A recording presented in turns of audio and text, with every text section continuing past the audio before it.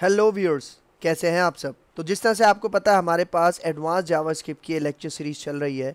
तो आज के इस लेक्चर के अंदर हम बात करने वाले हैं तीन टाइप्स के वेरिएबल्स की, ठीक है, जो कि वॉर के थ्रू बनाते हैं, ठीक है, लेट के थ्रू बनाते हैं और कॉन्स्ट के थ्रू बनाते हैं। भाई देखो, वैर तो आप जो हमारे पास पुरानी जावास्क्रिप्ट है, मतलब ES6 ES5 के जो पहले के वर्जन्स हैं, वहाँ से हम वैर को यूज़ करते हुए आ रहे हैं, ठीक है। लेकिन ये जो लेट और कांस्टेंट के हमारे पास वेरिएबल्स हैं, ये हमारे पास जावास्क्रिप्ट की जो ES6 वर्जन आया था उसके अंदर हमारे पास आए थे। तो इस लेक्चर के अंदर हम इन तीनों का कंपैरिजन करेंगे, मतलब इन तीनों का डिफरेंशिएट मैं आपको बताऊंगा। मतलब मैं आपको बताऊंगा कि वॉर कहाँ पे यूज़ होगा, लेट कहाँ पे यूज़ होगा और कॉन्स्ट कहाँ पे यूज़ होगा, और इनका जो भी डिफरेंशिएट होगा वो हम आज के इस लेक्चर के अंदर डिस्कस करेंगे। तो वीडियो को स्टार्ट करने से पहले एक छोटी सी रिक्वेस्ट, अगर आप मेरे चैनल पे नए हैं और अभी तक आपने सब्सक्राइब नहीं किया तो दिल से गुजारिश है कि प्लीज़ मेरे चैनल को सब्सक्राइब कर लो, शेयर कर लो और बेल का आइकन भी प्रेस कर लो, क्योंकि मॉडर्न जावास्क्रिप्ट के हवाले से और भी बहुत सारे लेक्चर्स आने वाले हैं। तो ये होगा हमारा पार्ट नंबर 2 और अब हम अपना लेक्चर स्टार्ट करते हैं।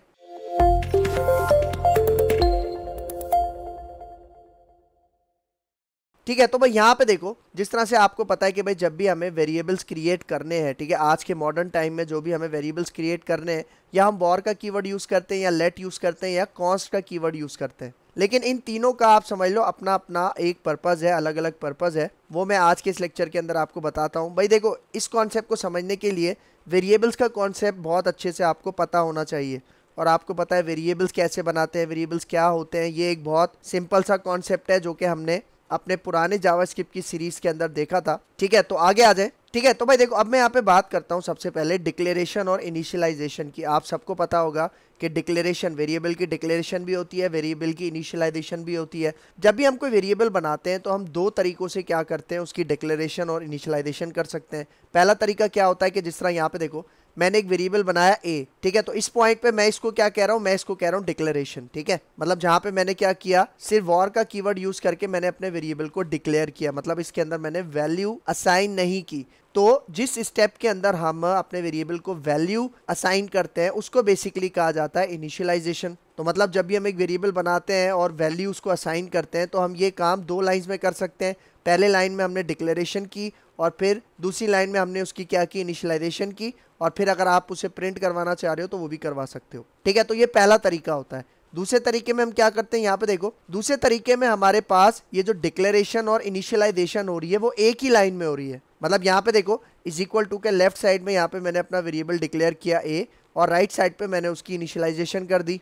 ठीक है, तो मतलब यहाँ पे मैंने एक ही लाइन में डिक्लेरेशन और इनिशियलाइजेशन कर ली। तो भाई अगर आपसे कोई पूछे ये जो पूरी लाइन है ये क्या कहलाती है, तो आप इसको वर्ड जो सिंगल यूज करोगे वो होगा इनिशियलाइजेशन। ठीक है, लेकिन अगर आप इसको अलग अलग लिखोगे तो आप बताओगे कि भाई ये डिक्लेरेशन है और इनिशियलाइजेशन है। अब देखो, ये मैं आपको क्यों बता रहा हूँ, ये मैं आपको इसलिए बता रहा हूँ क्योंकि ये जो आगे जाके अभी मैं आपको इसका डिफरेंस बताता हूँ, ठीक है, उसके अंदर यही चीज हमारे पास इंप्लीमेंट होगी। ठीक है, तो आगे आ जाओ। ठीक है, तो अब यहाँ पे देखो, हमारे पास वेर है, लेट है और कॉन्स्टेंट है। अच्छा, एक बात मैंने आपको क्या बताई कि जो हमारे पास लेट और कांस्टेंट के कीवर्ड्स थे ये हमारे पास कब लॉन्च हुए थे, हमारे पास ES6 के अंदर, मतलब ECMAScript 6 के अंदर हमारे पास ये दोनों हमारे पास आए थे। वॉर हमारे पास ES6 से पहले से चलता हुआ आ रहा है, आपको पता है। तो भाई देखो, वॉर की अगर मैं बात करूं सबसे पहले VAR, ठीक है, तो यहाँ पे देखो वॉर के केस में क्या होता था कि अगर हम इस तरह से वेरिएबल डिक्लेयर और इनिशियलाइज करते हैं, मतलब पहले मैंने वेरिएबल बनाया अलग लाइन में, ठीक है, यहाँ पे मैंने डिक्लेरेशन की और फिर सेकंड लाइन में मैंने उसकी इनिशियलाइजेशन की। तो जब हम वेर के केस में ये वाला काम करते हैं तो यहाँ पे कोई भी एरर नहीं आता और ये काम बिल्कुल सक्सेसफुली हो जाता है।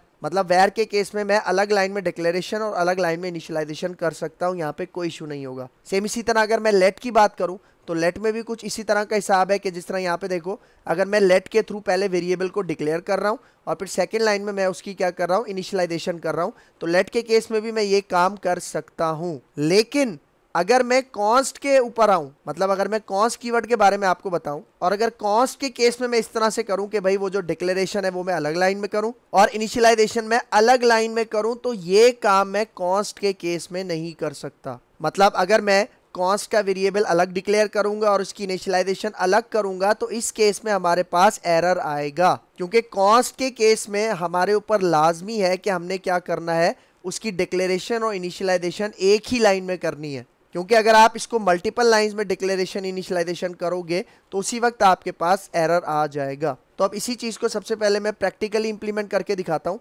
फिर बाकी के इसके डिफरेंस को डिस्कस करते हैं, ठीक है। तो मैं आता हूँ यहाँ पे, तो यहाँ पे देखो इसकी कोडिंग के लिए मैं ड्रीमवीवर का वर्जन 2019 यूज़ कर रहा हूँ। आप चाहो तो VS कोड भी यूज़ कर सकते हो, सबलाइम कुछ भी यूज़ कर सकते हो, कोई इशू नहीं है।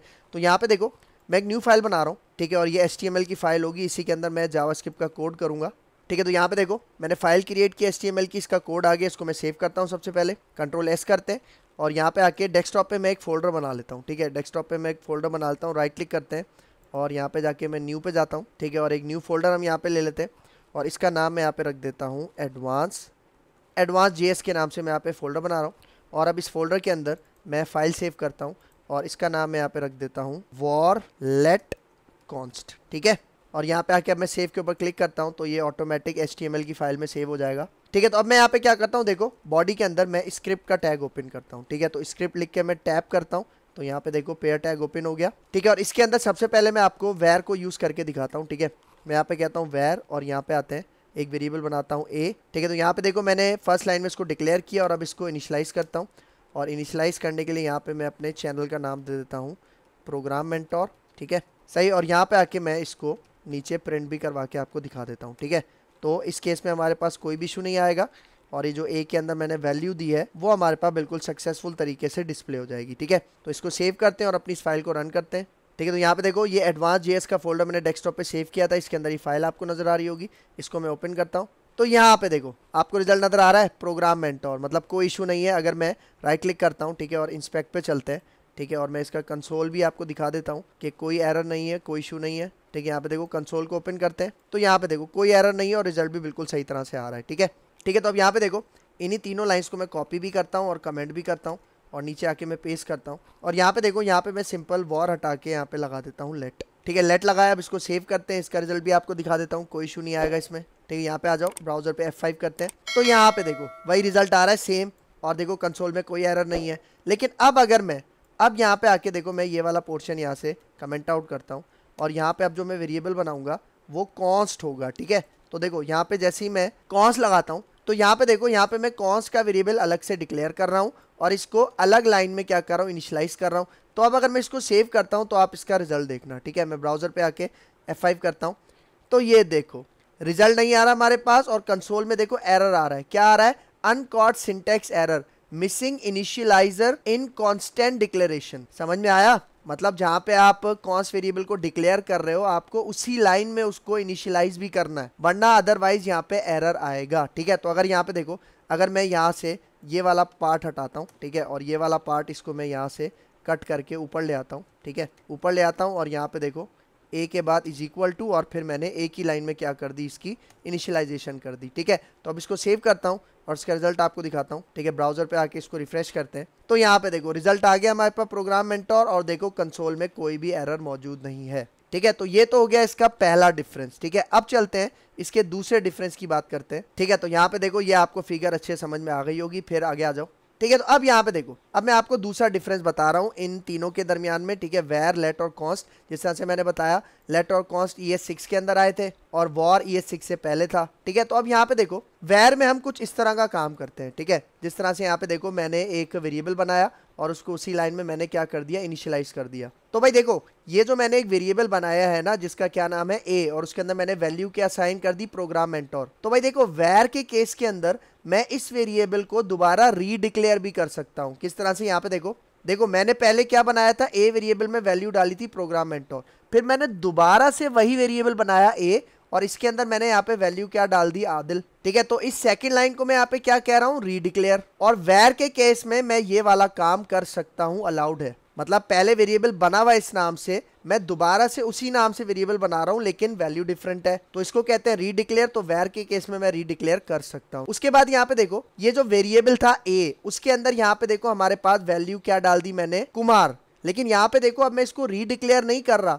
यहाँ पे मैं इसको री असाइन कर रहा हूँ, ठीक है। मतलब ये वाला जो a वेरिएबल था मैं उसके अंदर वैल्यू चेंज करके क्या डाल रहा हूँ, कुमार। तो मतलब ये भी वैर के केस में हमारे पास अलाउड है, मतलब यहाँ पे हमारे पास कोई भी इशू नहीं आएगा। तो अगर मैं आपको करके दिखाऊं, यहाँ पे आ जाओ, ठीक है। देखो मैं ये वाला पोर्शन यहाँ से कमेंट आउट करता हूँ, ठीक है, और यहाँ पे आते हैं। अब देखो मैं वैर वेरिएबल बनाता हूँ a और इसके अंदर यही मैं डाल देता हूँ यहाँ पे प्रोग्राम मेंटोर, ठीक है। प्रोग्राम मेंटोर यहाँ पे डाल दिया और यहाँ पे देखो अब अगर मैं इस वेरिएबल को यहाँ पे प्रिंट करके दिखाऊँ अगर आपको, ठीक है, डॉक्यूमेंट डॉट राइट करते हैं, ठीक है, डॉक्यूमेंट डॉट राइट करते हैं और यहाँ पे ए पास करता हूँ, ठीक है, इसको सेव करते हैं और ब्राउजर पे आते हैं, इसको रिफ्रेश करते हैं। तो यहाँ पे देखो, यहाँ पे कोई इशू नहीं है, बिल्कुल सही रिजल्ट आ रहा है। तो अब यहाँ पे देखो, अगर मैं इसी वेरिएबल को दोबारा रीडिक्लेयर करता हूँ लेकिन एक डिफरेंट वैल्यू के साथ, ठीक है, तो यहाँ पे देखो मैं ये प्रोग्राम एंटर यहाँ से हटाता हूँ और इसके अंदर मैं अपना नाम डाल देता हूँ, ठीक है, यहाँ पे मैं कहता हूँ आदिल, ठीक हो गया। तो अब देखो, अब यहाँ पे रिजल्ट क्या मिलेगा, अब मुझे यहाँ पे रिजल्ट प्रोग्राम मेंटोर नहीं मिलेगा बल्कि यहाँ पे मुझे आदिल प्रिंट होगा, क्योंकि जो भी लेटेस्ट वैल्यू आप यहाँ पे असाइन करते हो वही हमें यहाँ पे नजर आएगी, ठीक है। मतलब वो जो पहले की वैल्यू थी प्रोग्राम मेंटोर वो उसको ओवरराइट कर देगा, ठीक है। तो इसको सेव करते हैं, ब्राउजर पे आते हैं, F5 करते हैं, तो यहाँ पे देखो रिजल्ट क्या मिल रहा है, आदिल। और देखो कंसोल में हमारे पास कोई एरर नहीं आ रहा। और अब यहाँ पे आ जाओ, ठीक है, ये तो मैंने इसको रीडिक्लेयर किया ना, लेकिन अब अगर मैं इसको रीअसाइन करता हूँ, ठीक है, रीअसाइन मतलब यहाँ पे देखो मैं थर्ड लाइन में, ठीक है, यहाँ पे मैं इसको वैल्यू डिफरेंट दे देता हूँ, ठीक है, वैल्यू मैं यहाँ पे डिफरेंट देता हूँ, मैं यहाँ पे कुमार दे देता हूँ। तो यहाँ पे अब हमें रिजल्ट क्या मिलेगा, यहाँ पे हमें रिजल्ट मिलेगा कुमार, ये देखो नजर आ रहा है। और देखो कोई एरर हमारे पास नहीं आ रहा, मतलब यहाँ पे देखो जो भी मैंने लेटेस्ट वैल्यू असाइन की है वही हमें यहाँ पे प्रिंट होगी, क्योंकि कोड हमारा टॉप टू बॉटम एग्जीक्यूट होता है। तो समझने वाला पॉइंट ये है कि वॉर के केस में आप क्या करते हो, रीडिक्लेयर भी कर सकते हो वेरिएबल को और रीअसाइन भी कर सकते हो, ठीक हो गया। अब आ जाओ लेट के केस में। अब देखो लेट में क्या होता है कि भाई देखो यहाँ पे मैंने लेट को यूज करके एक वेरिएबल बनाया और अगर मैं इसी को दोबारा क्या करता हूँ, रीडिक्लेयर करता हूँ और उसके अंदर मैंने वैल्यू डिफरेंट डाल दी, मतलब यहाँ पे मैं इस लाइन को क्या कह रहा हूँ, रीडिक्लेयर कह रहा हूँ। लेकिन याद रखना लेट के केस में हम अपने वेरिएबल को रीडिक्लेयर नहीं कर सकते, मतलब ये हमारे पास अलाउड नहीं है। अगर मैं वेरिएबल को रीडिक्लेयर करूंगा तो हमारे पास यहाँ पे एरर आएगा। लेकिन अगर मैं इसको रीअसाइन करना चाहूँ, किस तरह से, यहाँ पे देखो इस तरह से अगर मैं रीअसाइन करना चाहूँ अपने वेरिएबल को तो ये काम मैं यहाँ पे कर सकता हूँ, ये अलाउड है, ठीक है। तो अगर इसी चीज को प्रैक्टिकल दिखाऊं, यहाँ पे आ जाओ, ठीक है, यहाँ पे देखो ये वाली लाइन मैं यहाँ से कमेंट आउट करता हूँ, ठीक है, इसको कॉपी भी कर लेता हूँ और नीचे आके यहाँ पे इसको पेस्ट कर रहा हूँ। कमेंट इसलिए कर रहा हूँ, ये सारा कोड मैं आपको प्रोवाइड कर दूंगा, ठीक है। तो यहाँ पे देखो, यहाँ पे मैं क्या करता हूँ, इस लाइन को यहाँ से कमेंट आउट करता हूँ और अभी मैं आपको ये लेट के थ्रू एक वेरिएबल बनाता हूँ, ठीक है, लेट के थ्रू यहाँ पे मैंने वेरिएबल बनाया, ठीक है। और यहाँ पे देखो, यहाँ पे मैं इसी वेरिएबल को दोबारा रीडिक्लेयर कर रहा हूँ, ठीक है, देखो इसी वेरिएबल को मैंने दोबारा यहाँ पे रीडिक्लेयर कर दिया। तो देखो अगर मैं इसको सेव करूँ तो इसका रिजल्ट आप देखना, ठीक है। ब्राउजर पे आते हैं, यहाँ पे आके F5 करता हूँ तो ये देखो रिजल्ट कोई भी नहीं आ रहा, एरर क्या आ रहा है, देखो क्या कह रहा है, identifier a has already been declared, मतलब यहाँ पे कह रहा है कि जो ए वेरिएबल था वो पहले से क्या है, डिक्लेयर है। तो लेट के केस में हम वेरिएबल को रीडिक्लेयर यहाँ पे नहीं कर सकते, ठीक है। लेकिन मैंने क्या बताया, रीअसाइन कर सकते हैं, मतलब देखो, मतलब ये वाला काम कर सकते हैं, ठीक है, कि पहले यहाँ पे वैल्यू क्या थी, प्रोग्राम मेंटोर, मैंने उसको अपडेट करके यहाँ पे वैल्यू क्या डाल दी, कुमार। तो अगर मैं इसको सेव करूँ तो यहाँ पे हमारे पास कोई भी इशू नहीं आएगा। F5 करते हैं, देखो क्या रिजल्ट प्रिंट हो रहा है, कुमार, और यहाँ पे देखो कंसोल में कोई भी एरर नहीं आ रहा, ठीक है, ठीक है। तो ये हो गया हमारे पास किसका कॉन्सेप्ट, लेट का। फिर आगे आ जाओ, अब देखो लास्ट क्या है, कॉन्स्ट। भाई देखो एक बात याद रखना, ये जो कॉन्स्ट का कीवर्ड है ना, ये निकला है कांस्टेंट से, और आपको पता है कांस्टेंट का क्या मतलब होता है, फिक्स। जिस तरह आपने मैथमेटिक्स में एक कांस्टेंट पढ़ा होगा पाई, उसको एक दफा वैल्यू इनिशियलाइज हो गई, अब आप उस वैल्यू को कभी भी चेंज नहीं कर सकते।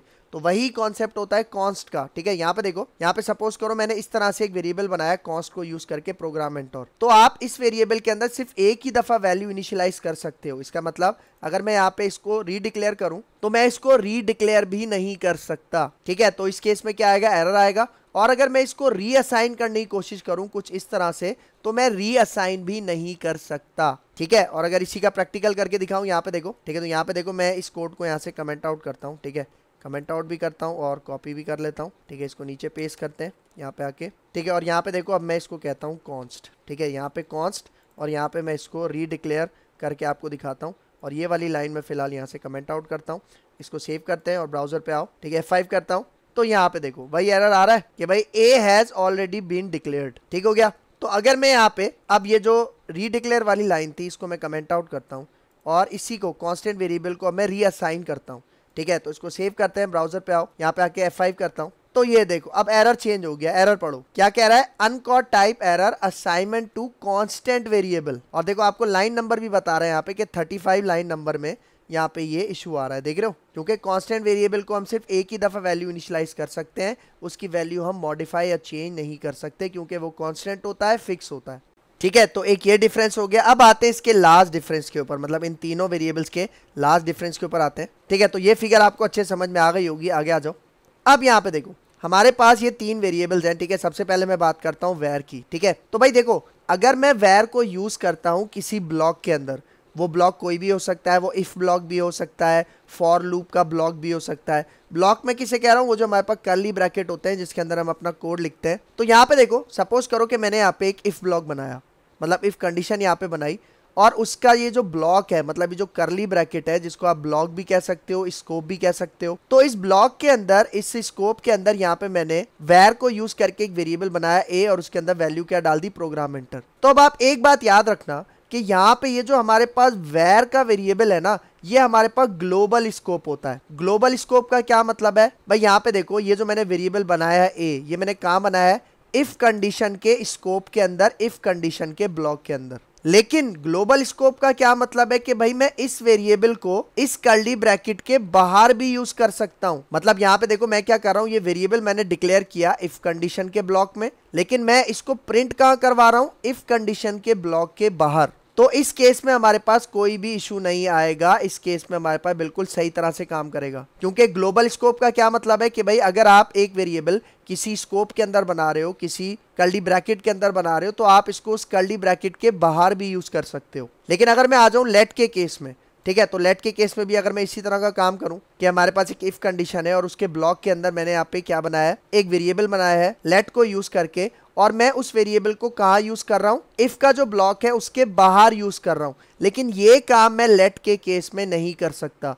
क्यों नहीं कर सकता, क्योंकि लेट हमारे पास ब्लॉक स्कोप है। ब्लॉक स्कोप का मतलब कि जिस स्कोप के अंदर, जिस कर्ली ब्रैकेट के अंदर आपने वो वेरिएबल डिक्लेयर किया है, आप सिर्फ उसी स्कोप के अंदर, उसी ब्लॉक के अंदर उस वेरिएबल को यूज कर सकते हो, उसके आउटसाइड आप इसको यूज नहीं कर सकते। तो ये कॉन्सेप्ट होता है किसका, ब्लॉक स्कोप का। तो याद रखना, वेयर हमारे पास ग्लोबल स्कोप है, मतलब आप उसको ब्लॉक के बाहर भी यूज कर सकते हो, आउटसाइड में भी यूज कर सकते हो। लेकिन लेट के साथ ऐसा नहीं है, लेट को आप आउटसाइड द ब्लॉक यूज नहीं कर सकते। मतलब जिस ब्लॉक के अंदर आपने उसको डिक्लेयर किया है, आप उसी के अंदर यूज कर सकते हो, उसके आउटसाइड में आप उसको यूज नहीं कर सकते। ठीक है, और कांस्टेंट का भी कुछ इसी तरह का सीन है। ठीक है, कि कांस्टेंट भी हमारे पास क्या होता है, ब्लॉक स्कोप होता है। इसका मतलब अगर आपने किसी ब्लॉक के अंदर, किसी कर्ली ब्रैकेट के अंदर एक कांस्टेंट वेरिएबल बनाया है, तो आप उसी के अंदर उसको डिस्प्ले करवा सकते हो, यूज कर सकते हो। लेकिन आप उसके आउटसाइड में, मतलब उस ब्लॉक के बाहर आप उसको यूज नहीं कर सकते। तो लेट और कॉन्स्ट हमारे पास क्या होते हैं, ब्लॉक स्कोप होते हैं। वेयर हमारे पास ग्लोबल स्कोप होता है। इसका मतलब